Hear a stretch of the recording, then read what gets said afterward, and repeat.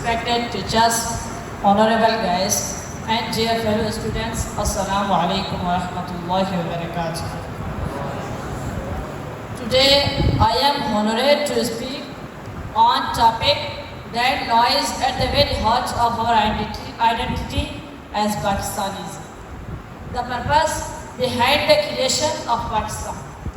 The creation of Pakistan was not the result of sudden political move or a geographical accident.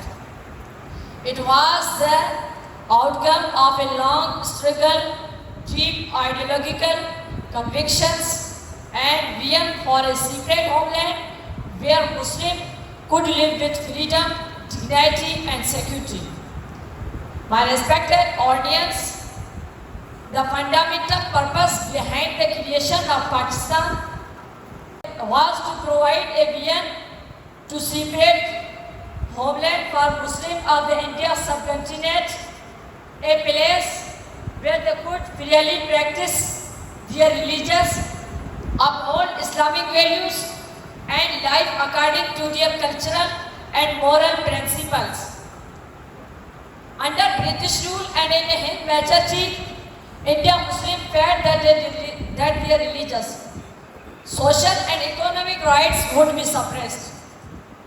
My respected audience, this fear was not just emotional, it was rooted in historical experiences. Quaid-e-Azam Muhammad Ali Jinnah was the founder of Pakistan, clearly stated in his speech that Muslims are not a minority, but a nation with their own religion, culture, civilization, language, literature, arts, laws, moral code.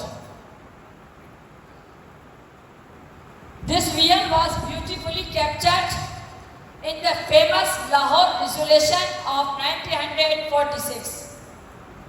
My respected audience, the Pakistan was not just created for political separatism, it was created to establish a society based on justice, equality and Islamic principles. But however, we must also reflect on where we stand today.